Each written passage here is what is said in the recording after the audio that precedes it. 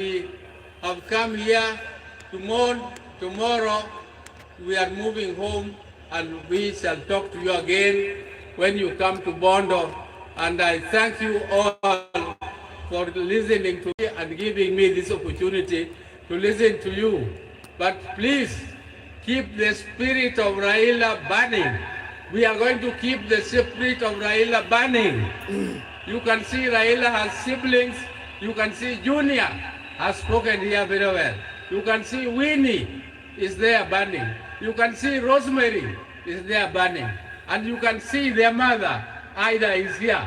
Ida, please keep the family together and make sure that the fire of Raila keeps burning forever and forever more. Thank you for listening to me. Oh, let me leave you. Asante, my brother, rest in peace. My brother, rest in peace. Greet for us, my dad, Jaramogi Oginga Odinga. Greet for us, our mama. Greet for us, our mama, our mother, Mama Mary Oginga. Greet for us, our father. Greet for us, all our brothers, Agola, Osewe, and Udima, who left before us. And greet for us, all of them. And I'm sure God the Almighty is going to welcome you with his hands there, because you were magnanimous, you loved God, and you loved people. That is what God also expected of you, and you have done your best. Rest, my brother. Rest in peace. Rest in peace, my brother. Thank you.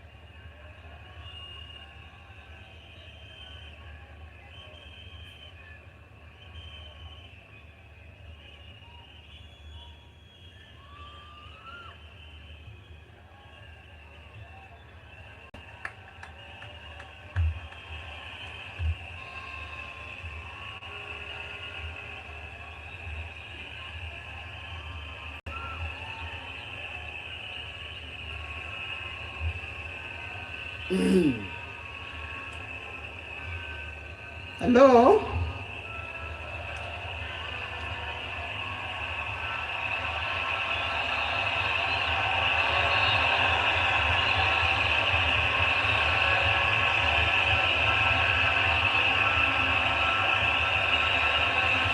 Thank you. Thank you. Thank you. To His Excellency, the President of the Republic of Kenya, His Excellency William Samoei Ruto, and Her Excellency Lady Rachel Ruto, the former President Uhuru Kenyatta,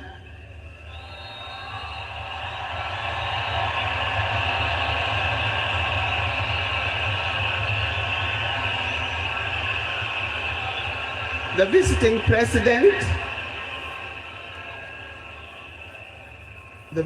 president past and present, the deputy presidents, all distinguished guests, ladies and gentlemen, and watu wetu wa Kenya kwa jumla, hamjambo. Today is a very unique day. It is not every day that I would be standing here to say something to the nation and to the world about my dear husband, Raila Amolo Odinga.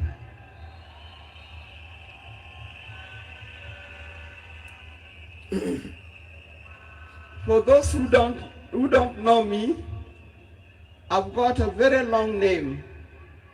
They call me Canon Dr. Ida Betty Odinga EST. Now, these names don't just come like that, but they are names that are given. I cannot forget the name that the public has given me called Min Pin.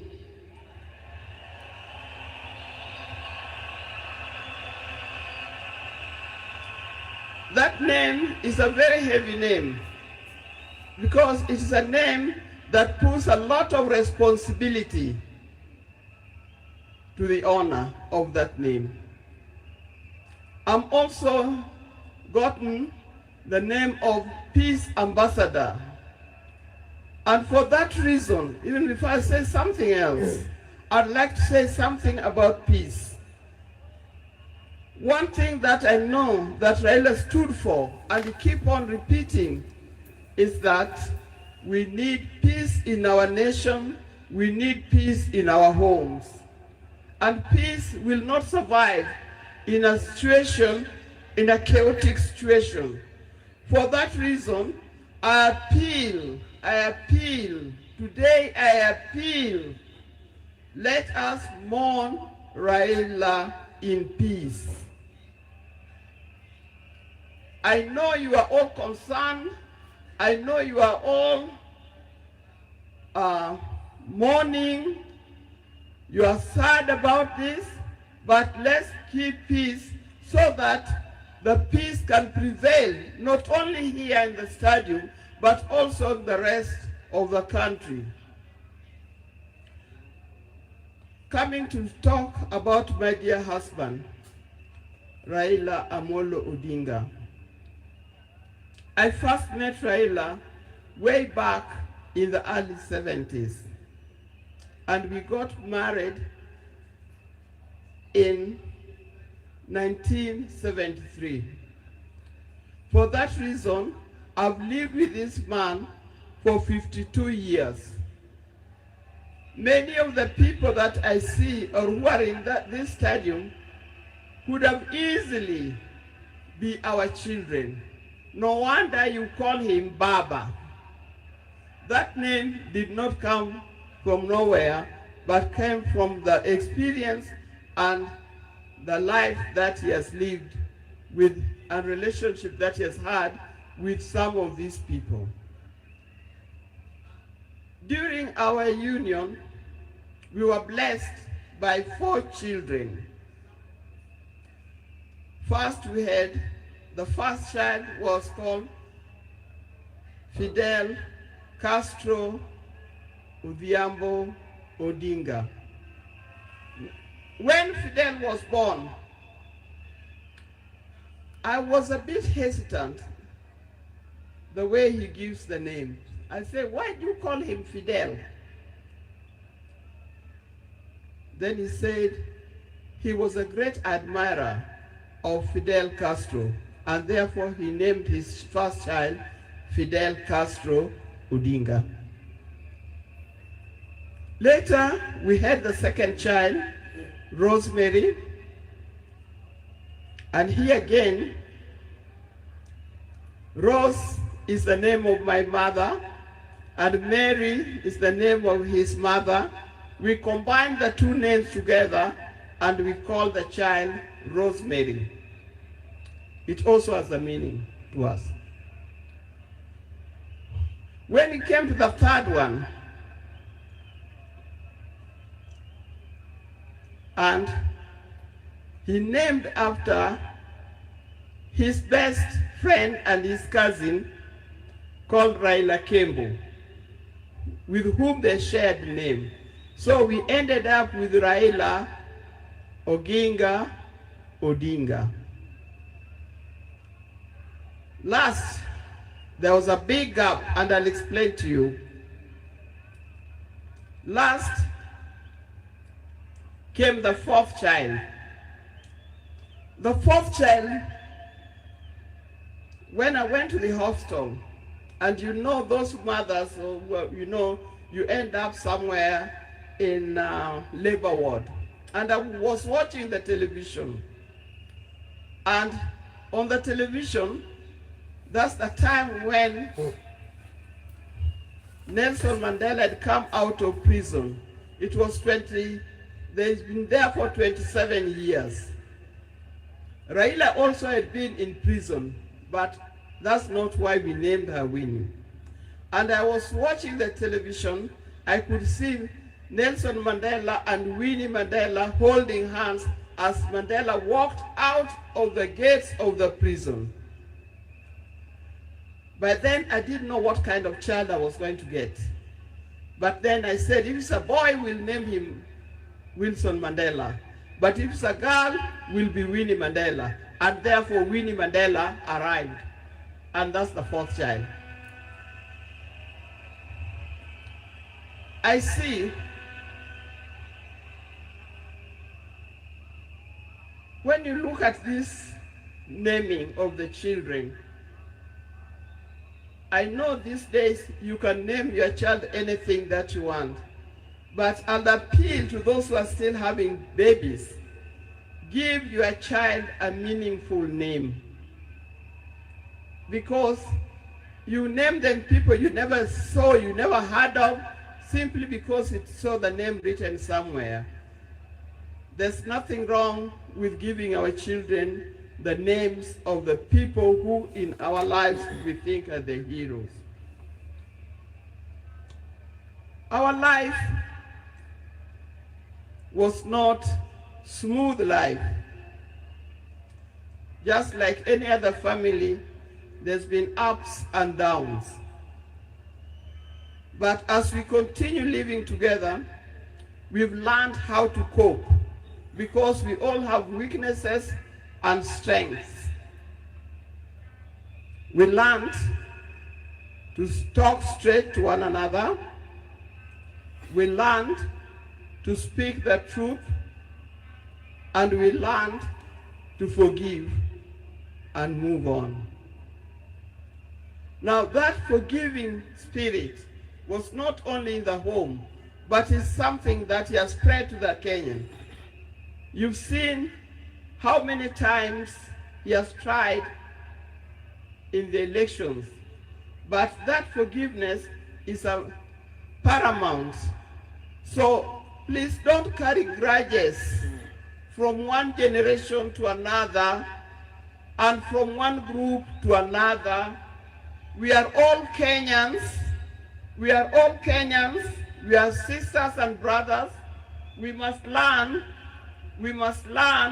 to forgive easily and build together Kenya.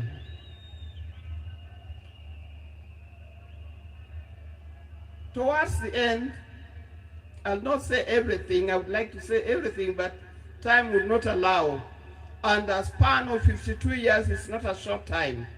I hope that when I get another opportunity on Sunday, I'll be able to say more. But one thing that he kept on repeating to me is that we must urge Kenyans, we must urge Kenyans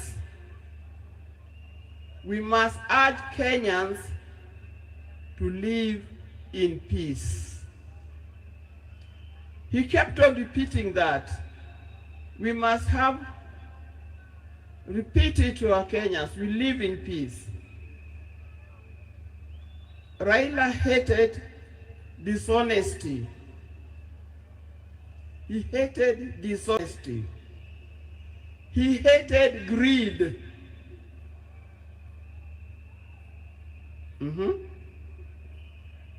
The greed that have affected the main fabric of our society.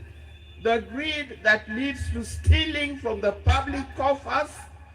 The greed that leads to corruptions. That's the kind of thing that Raila would not have liked to see. So, you people, you Kenyans, I'll tell you more, but I thank you those who have come and those who are watching us from other places, I thank you for standing with this family. I thank you for being here for us. And I thank you for helping us to mourn Raila. May his soul lie in eternal peace. And for the people of Kenya, I wish you well, thank you, and may God bless you. Thank you.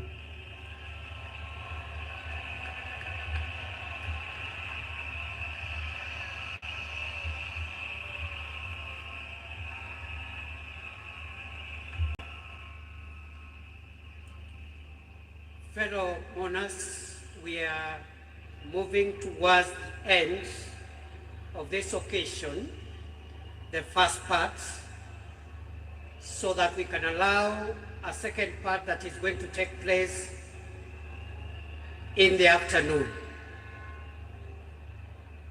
On behalf of Senator Dr. Odinga,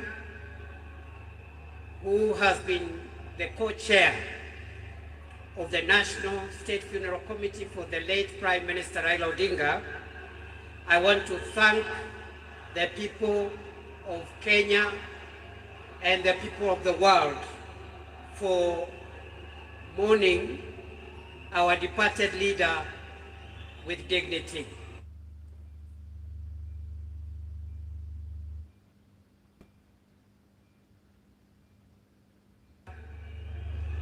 Has spoken in two capacities. First, as a member of the family, and secondly, as the interim acting party leader of ODM. Your Excellency, fellow mourners, we recognize there's so many mourners who have come to mourn today, and we respect all of them and thank them for making time. Allow me, Your Excellency, to do two things and then we will conclude. The first is to acknowledge that the leader that we have lost in our country was not just a leader in Kenya. He was a regional leader, he was a continental leader, and he was a global leader. And that is why you see the kind of dignitaries that are present here, whom we recognize for their presence. But we have also received formal condolences from global leaders from around the world. Allow me, mourners, to acknowledge those condolences from heads of state and government of foreign nations. We have the condolences of the President of Tanzania, Samia Suluhu Hassan, who has sent formal condolences and has sent her Vice President, who is present, the Foreign Minister of Tanzania, who is present, but we acknowledge the formal condolences from President Samia Suluhu Hassan from Tanzania. The Tanzanian delegation is also joined by the fourth President of Tanzania, the Honorable Jakaya Kikwete. We also have condolences from President Yoweri Kaguta Museveni, the President of Uganda.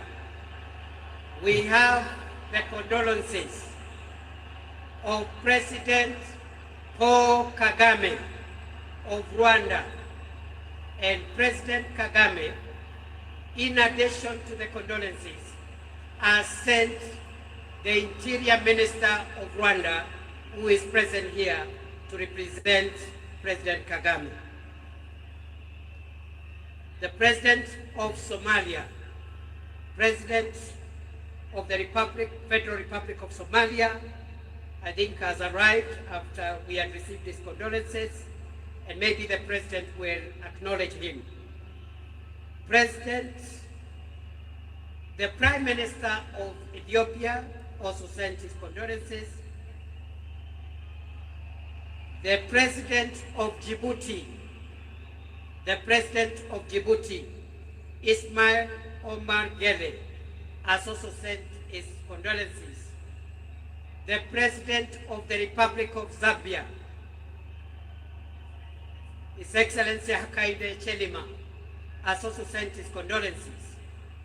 The President of the Federal Republic of Nigeria, His Excellency Bola Ahmed Tinubu.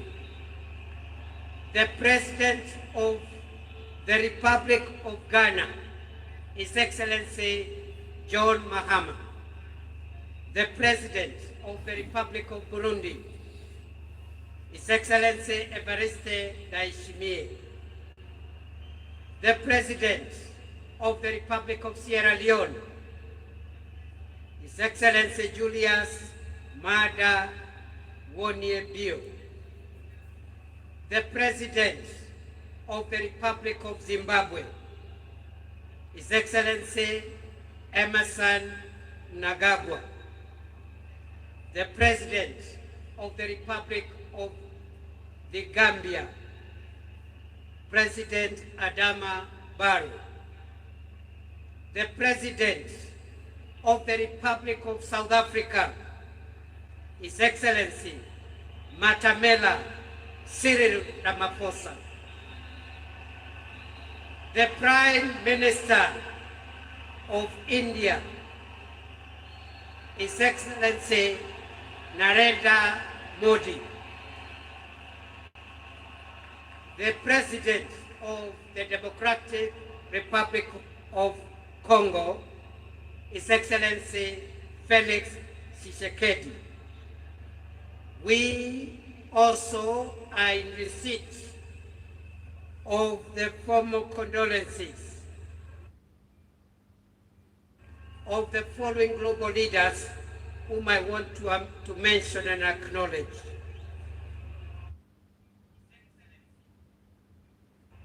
The Secretary General of the United Nations, His Excellency Antonio Guterres. The Chairperson of the African Union Commission, His Excellency Mahmoud Ali Yusuf. The head of the European Union delegation to Kenya.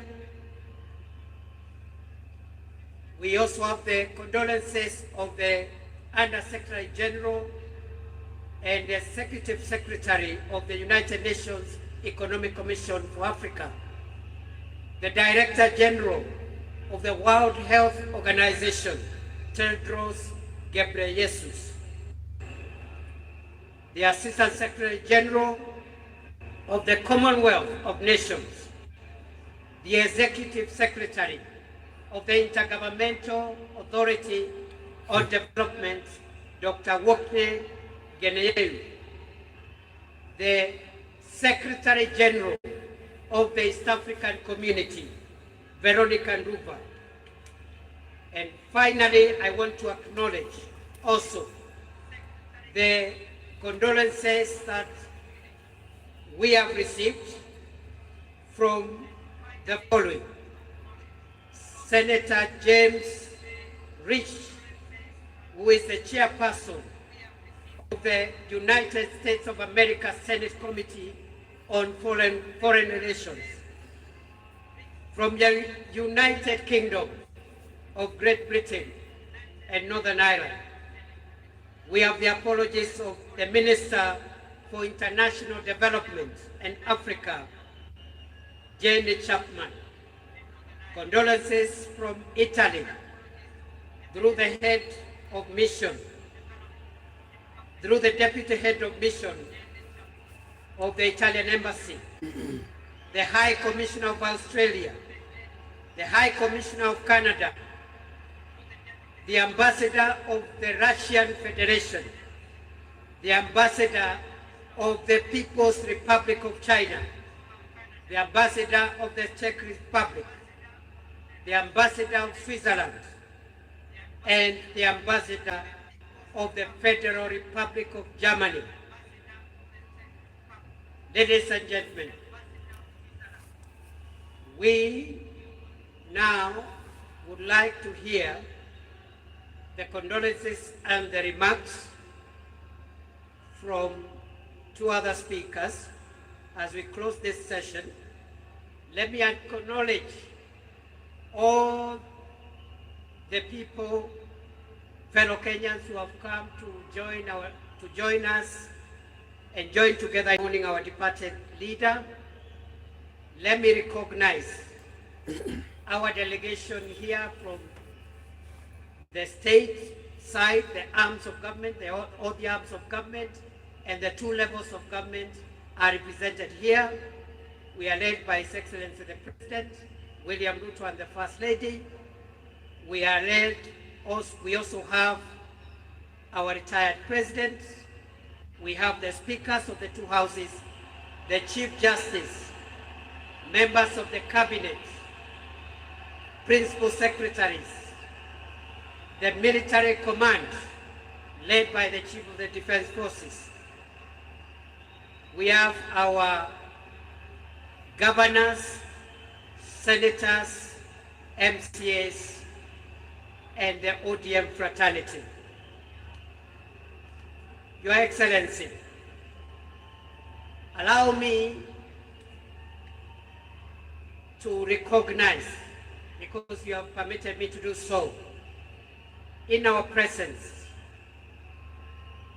the names that were read, just for the purpose of record. The President of the Federal Republic of Somalia is here, His Excellency Sheikh Mohamud. The President of the Federal Republic of Ethiopia is here, His Excellency Taye Salesio. The Vice President of the United Republic of Tanzania, His Excellency Dr. Philip Mpango, is here. The former President, the fourth President of Tanzania, the Honorable Jakaya Mrisho Kikwete, is present. Mohamed Thabiti, Foreign Minister of Tanzania, is present. Rebecca Jadeng, Her Excellency Rebecca Nyandeng, Vice President of South Sudan, is present. And the Honorable Vincent Biruti, Interior Minister of Rwanda, who is representing President Kagame, is present. With those many remarks, allow me, fellow mourners, to request our former President, the fourth President of Kenya, Uhuru Muigai Kenyatta, to come and greet us and say pole. Mr. President.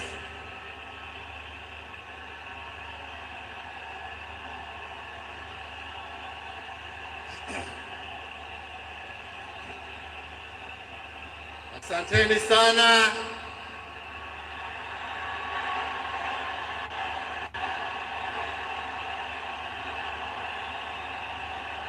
Asanteni sana.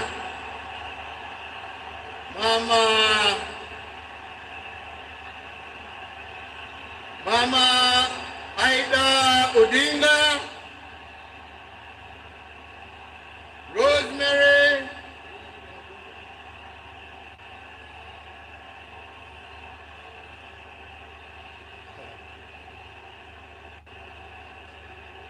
asante sana, nimeshukuru. Thank you. Asanteni sana.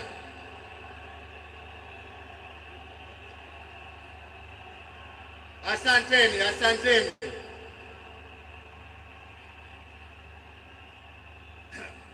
Nianze tena niseme Mama Aida Odinga, Rosemary, Junior, Winnie na familia yote ya mwenda zetu, rafiki wetu, Mheshimiwa Raila Amolo Odinga.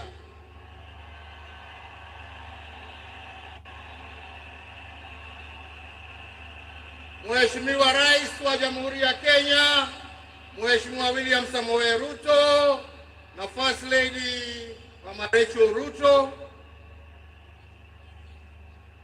viongozi wa nchi za kigeni na majirani ambao wametutembelea kuja kuomboleza na sisi, waombolezaji wenzangu, hamjambo?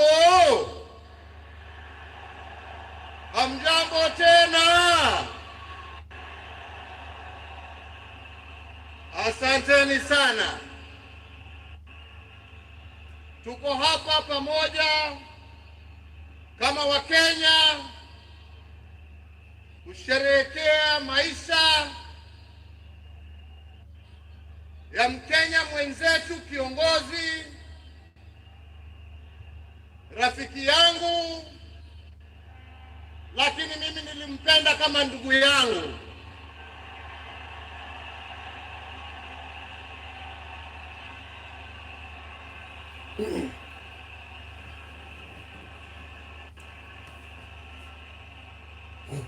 Mheshimiwa Raila Amolo Odinga,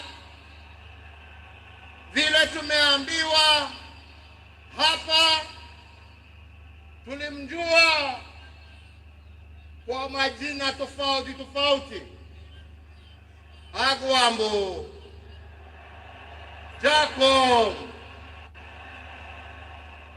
Tinga.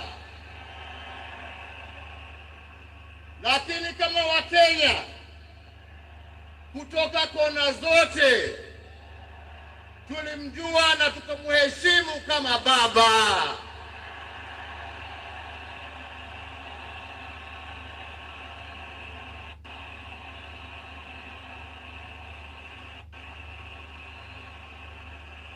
Na tulimuita baba kwa sababu Mheshimiwa Raila Amolo Odinga alipenda nchi yake Kenya kuliko kitu kingine chochote.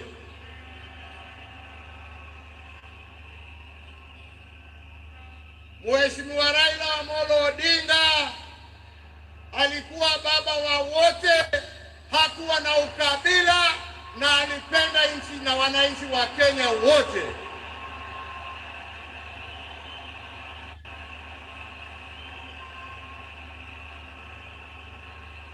Na testimony hiyo yaoneshwa na marafiki tofauti tofauti ambao ukienda kumtembelea kwake nyumbani ulikuwa unawakuta huko.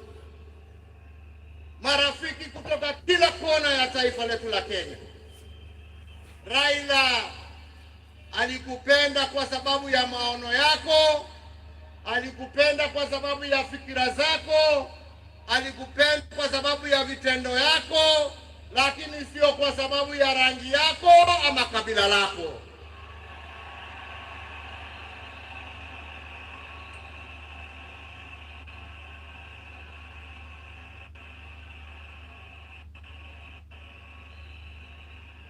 Leo hii Kenya imepoteza kiongozi ambaye historia ya demokrasia katika taifa letu la Kenya haiwezi iandikwe bila la jina la Raila Amolo Odinga kuwa nambari moja.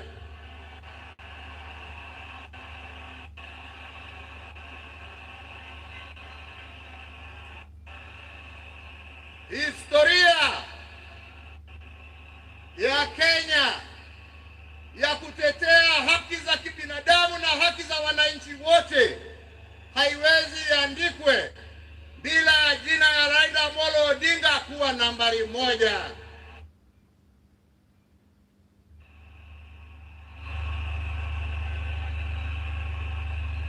Historia ya ungatuzi na kuhakikisha ya kwamba wananchi kule mashinani wana uwezo ya kujiongoza na kujitawala na kuwa na viongozi ambao wanatekeleza kutekeleza shida za wananchi kule chini, haiwezi iandikwe bila ya jina ya Raila Amolo Odinga kuwa nambari moja.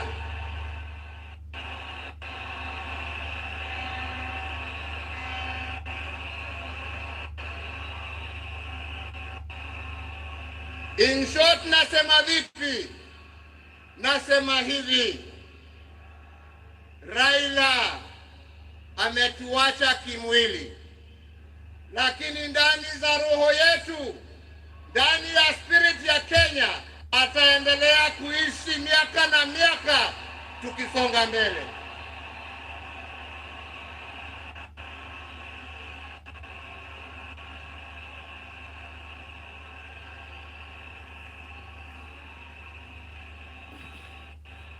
Wenzetu, Raila alipenda amani. Raila alipenda umoja wa taifa letu. Raila alifurahia akiona Wakenya wakiungana, wakishirikiana, wakijenga taifa lao pamoja. Raila alikuwa mtetezi wa haki ya kila mtu. Kwa hali ambapo alikuwa anaona hakuna haki, Raila ndio alikuwa wa mbele hapo kuhakikisha ya kwamba haki zimepatikana. Na wenzangu,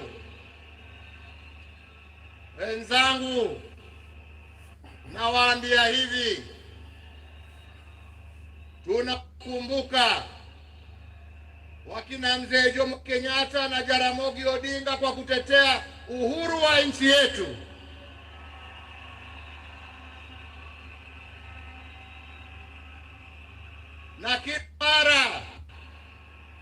Na kila mara tukiimba wimbo wa taifa, tunasema tunatalinda uhuru wetu na damu yetu na jasho yetu.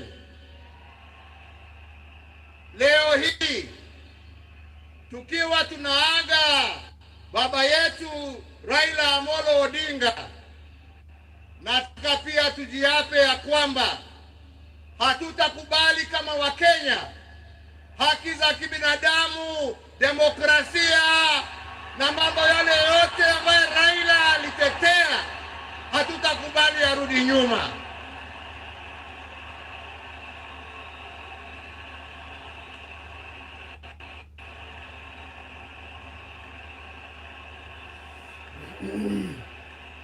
Hatutakubali arudi nyuma. Tutasonga mbele tukizingatia hizo haki kwa sisi ambao tumebaki na wale ambao hawajazaliwa. Hivyo ndivyo ndugu yetu angependa kuona, na hiyo ndio njia ya kuona legacy yake kama kiongozi wa taifa letu. Wenzetu, sio siku ya mambo mingi. Nimekuja kuomboleza rafiki na ndugu, lakini siwezi nimalizie nisiposema ya kwamba hata kama leo tuna huzuni na tunaomboleza,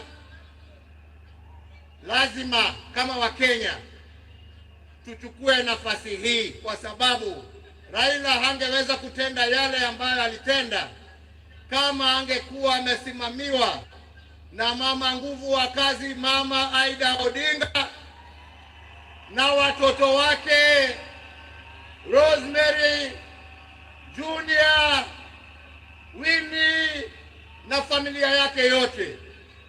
Kwa Wakenya tunawashukuru kwa kutupatia Raila atumikie nchi, na kwa kumuunga mkono ndio awe na nguvu ya kututumikia sisi wote.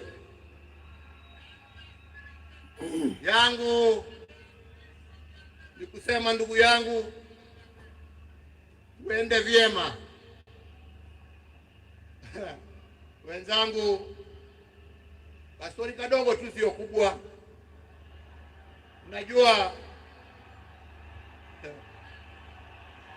Unajua saa ingine baada ya kazi tukiwa tuliakilia kidogo hapo nini, tunapewa kakitu kidogo kidogo hapo. Wani mnacheka, mimi kakitu kidogo nasema uji na chai.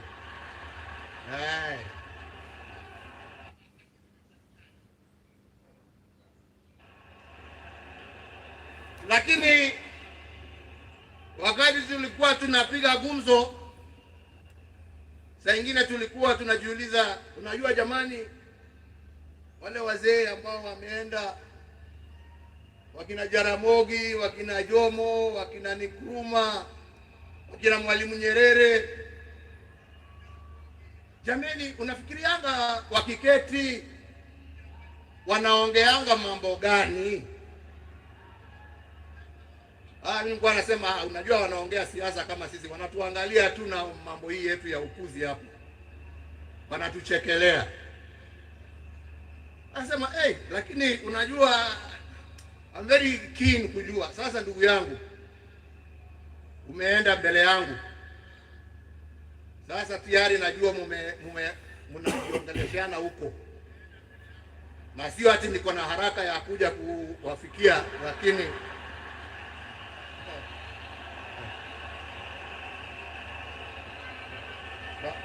bado tunataka tutulie kidogo. Mwenyezi Mungu atusaidie, lakini najua wakati wetu tukifika utakuwa hapo kutuambia njia ya kutembea hizo mabarabara za huko. Kwa hivyo yangu, ndugu yangu, nikuombee kwa Mwenyezi Mungu akurehemu, akulaze na amani na wenzako, ukijua ya kwamba twakumbuka wewe na yale ambao umebakisha tutaendelea nayo, na familia yako sasa imekuwa yetu, na tutaendelea kuwalinda na kuwachunga na kusimama pamoja nao kwa wakati wote. Nasema lala salama ndugu. Mungu awabariki familia yako na awafariji na awapatie nguvu, na Mungu aendelee kuibariki Kenya hii yetu, Afrika Mashariki na Afrika kwa jumla. Asanteni sana, Mungu awabariki.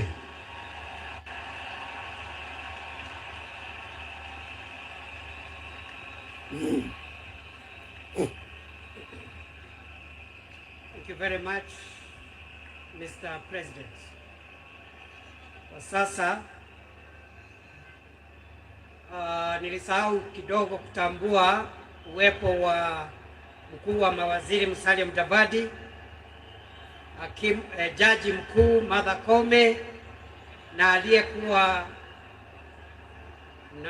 makamu wa rais wa zamani Stephen Kalonzo Musyoka, hata yeye yako area. After the end of this ceremony, the security agencies led by the Kenya Defence Forces will make announcements through the military MC on the procedure that is going to be followed, because immediately after this, we want mourners who have come to pay their final respects to our departed leader to have as much time as possible in an orderly manner, in a dignified manner, to view the body of our leader.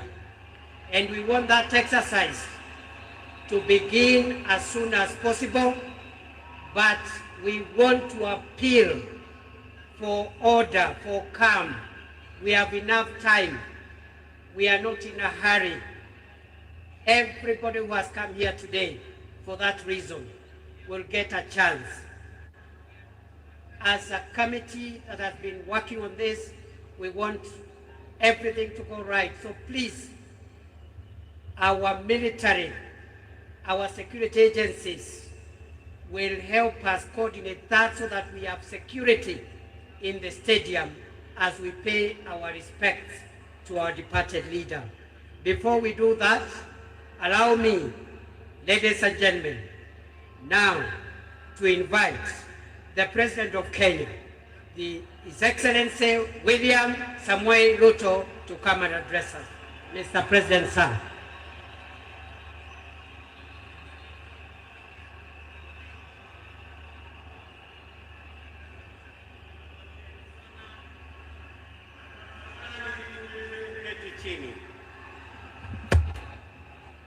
Fellow citizens, friends of Kenya from across the world, distinguished guests, ladies and gentlemen, every once in a generation, there comes a leader whose impact transcends their moment, whose courage inspires change, and whose vision shapes destinies.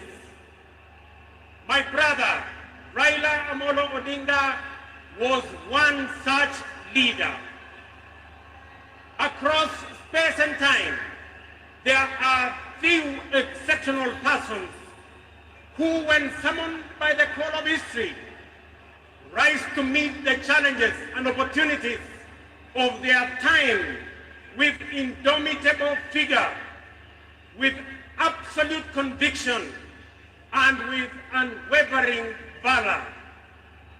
The Rt.Hon.Raila Amolo Odinga, Ward Mary, Ward Nyar Alego, Agwambo, Tinga, Jacom, Enigma, Ward Bean, Baba, the man in whose honor we gather here today belong to that rare, irreplaceable breed of human beings.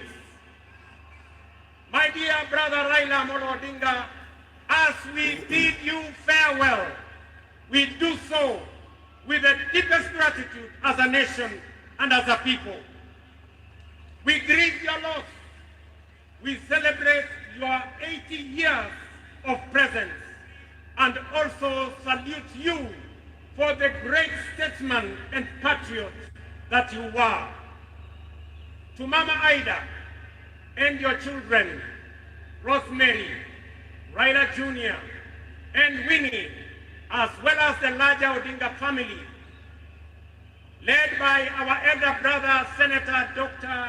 Oburu Odinga, please accept the nation's most heartfelt condolences on this immense loss. Kenya stands with you in this moment of sorrow. We share in your inexpressible grief, but we also share in your pride for your husband, your father, your brother, and your king, who belong not only to you, but also to us. Thank you for sharing him so generously with us as families and as a nation. Amolo may no longer walk with us, but his spirit lives within every Kenyan and every African. Such was the depth of his influence and impact that even in his absence, his presence endures. Fellow citizens, we gather here today not just to mourn the passing on of Baba, but celebrate his purpose, his vision, and his ideals. He walked among us as a man, but he also charged among us as a movement for change, a movement for justice, and a movement for inclusivity, and a movement for a greater and better Kenya. Allow me, fellow citizens, at this solemn moment, to also speak as an ordinary Kenyan, a father, a brother, and a fellow traveler in the journey of our nation's history. I have come a very long way with Baba. When I stood by him with the other Pentagon members at a defining moment in his and our nation's history, I neither knew that one day we would find ourselves on opposite sides, nor could I have imagined that years later he would stand by me, this time to steady the nation and to help anchor my leadership, culminating in the birth of the broad-based government.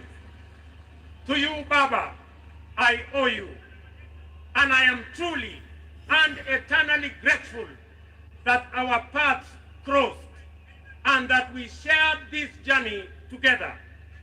We have been both collaborators and competitors, friends and rivals, but always patriotic Kenyans, united by a dream greater than ourselves, a dream bigger than any partisan divide, a dream of a united motherland called Kenya. As I have reflected on Raila's legacy following his passing, I have entertained no doubt in my mind that history will judge him fairly and kindly, because whenever the nation needed him to rise above self, he always did unreservedly. Whenever Kenya needed reason, he became the voice of reason courageously. And whenever the country needed a hand of reconciliation, he offered it without hesitation.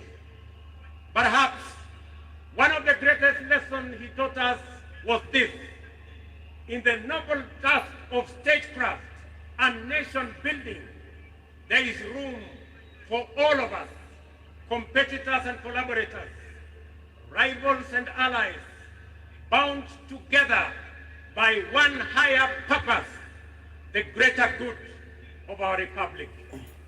Fellow citizens, those who worked closely with the Honorable Raila Amolo Odinga know that he was irrevocably stubborn in his vision for a just, prosperous, and united Kenya, a nation where opportunity belonged to all and justice favors none.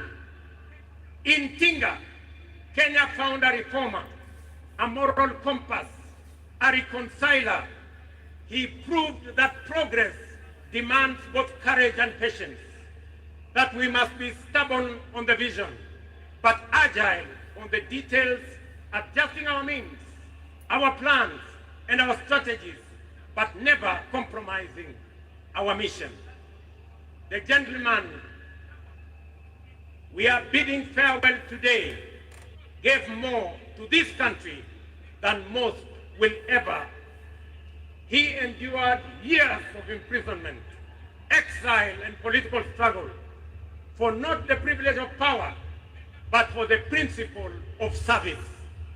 He bore the scars of his struggles with dignity and calm poise, and turned pain and suffering into purpose. Jacom was also at home in the humblest of homes and at ease on the grandest of global stages. His heart belonged to the people. He shared in their pain, rejoiced in their victories, and never lost faith in the people's goodness. Fellow monarchs, one of the Honorable Raila Odinga's favorite songs was Jamaica, Farewell by Harry Belafonte, a melody of longing and gentle sorrow. He often broke into a dance and with a big smile sang,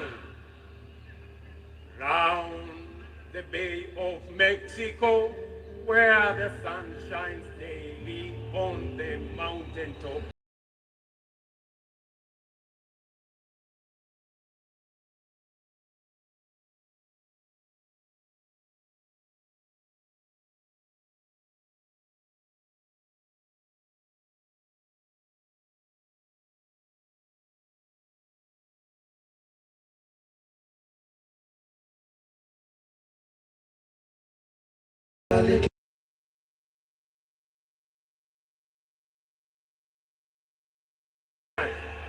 Today, those words ring with profound meaning, significance, and impact. Our elder statesman, the Honorable Raila, is sailing on a ship, not to Jamaica, but to home beyond. He will not be back with us for many a day. He leaves behind many little girls and boys, not in Kingstown, but here in Nairobi, in Kisumu, in Mandera, in Vihiga, in Mombasa, in Kakamega, in Wajir, and in every village and valley across our land. Baba has finished his race. He has kept the faith. He has served his people and humanity.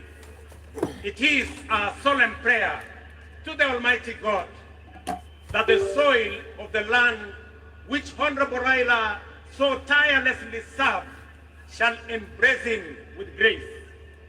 That the nation he sacrificed for shall eternally cherish his memory, and that the people for whom he fought for shall carry his dream forward.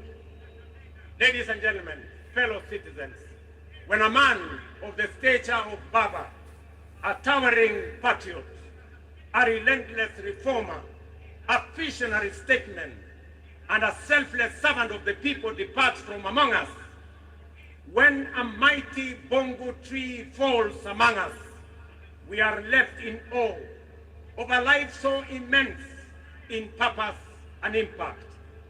And in that quiet moment of both boundless gratitude and unfathomable grief, we are rightly bound to ask, from where shall another like him rise? Ladies and gentlemen, there was and there can only be one Raila Amolo Odinga, a man of great courage, a man that made sacrifices, and a man who had a big heart to forgive even when he was wrong. May the Almighty God comfort his family, and may the soul of the Right Honorable Raila Amolo Odinga rest in eternal peace. Asanteni sana, na Mungu atubariki sisi zote, and God bless our great nation. Thank you very much, and I want to thank all the dignitaries who have come to condole with us. Asanteni sana, tutawaona mbele katika safari ya kumpumzisha huyu shujaa kiongozi wetu Raila Amolo Odinga. Asanteni.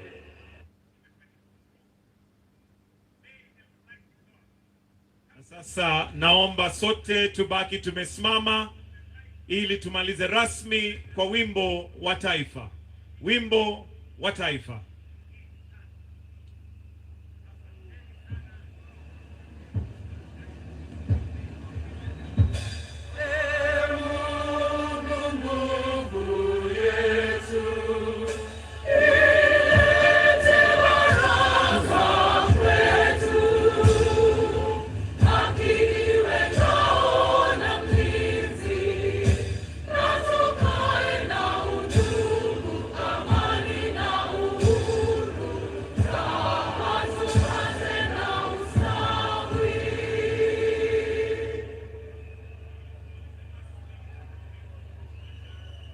Na kwa sasa naomba tafadhali tuweze kuketi na kutulia ili tuelekezwe vile tutakavyoona mwili. Lakini kwa sasa, for the exit protocol, we'll have His Excellency the President Dr. William Samoei Ruto together with Her Excellency the First Lady to progress and leave,